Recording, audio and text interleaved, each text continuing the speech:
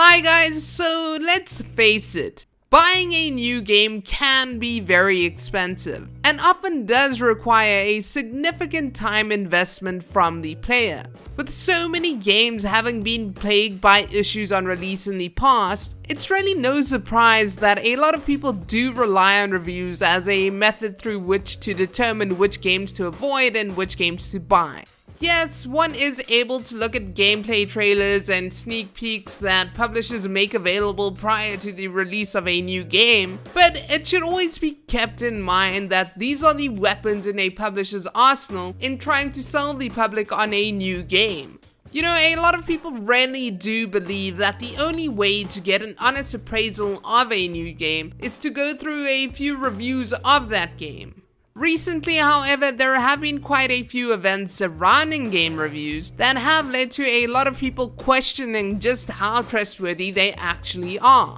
Basically, with so many different factors being able to affect a person's ability to provide a truthful appraisal of a game, is it even possible to trust game reviews nowadays? There are a lot of faults with the review system. Each time one has a discussion about it, somebody brings up a new fault. I am only going to focus on 4 areas of discussion that a lot of people have been speaking about over the past few months, and how exactly these problems may affect trust within the overall review system.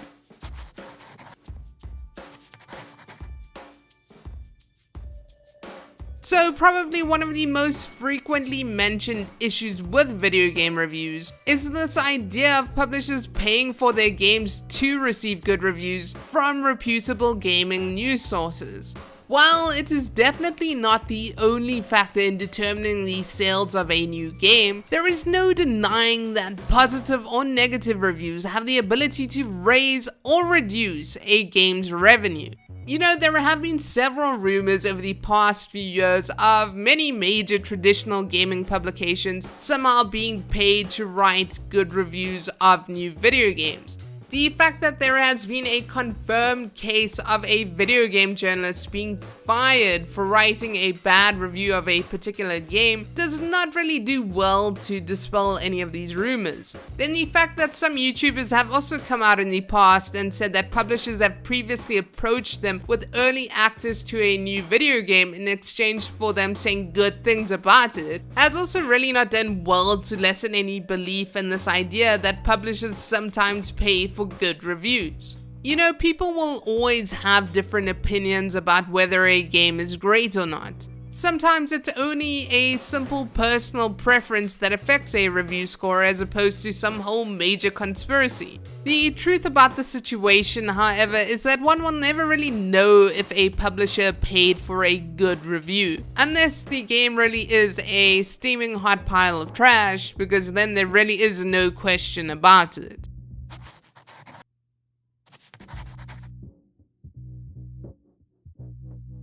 A common question that often comes up with regards to reviews is whether the reviewer actually spent enough time with the game in order to make an accurate appraisal of it. This is especially the case with longer type games, for example, open world games, where people have to spend hours upon hours in the game world in order to craft a well-defined experience of it. And even then, they probably don't even know everything about the game anyway. You know, I'm sure there's quite a few people out there who have previously come across a review where it was quite clear that the reviewer did not spend enough time with the game in order to make an accurate appraisal of it.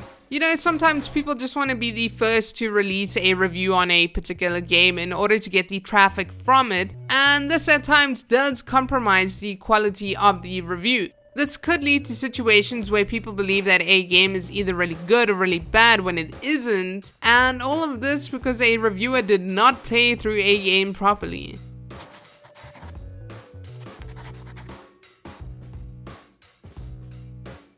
Now, I'm sure that a lot of people have already seen or heard of this, but a few months ago there was this video that emerged online of a game reviewer basically struggling to get past the Cuphead tutorial. Now, when videos like this emerge on the internet, it does get a lot of people asking the question, how good do you have to be at video games in order to be able to review them? Some people do believe that you need to be highly skilled at video games in order to be a reviewer, and then there are other people who believe that you need to be at least average at them because that's more representative of the gaming community. Regardless of where one falls on the spectrum with regards to these two opinions, they both do agree that a reviewer does need to be somewhat skilled at video games, or else the person won't make a very good reviewer. Obviously, if a person struggles to grasp the basic elements of a game, you are going to have a very hard time taking that person's opinion about a game very seriously.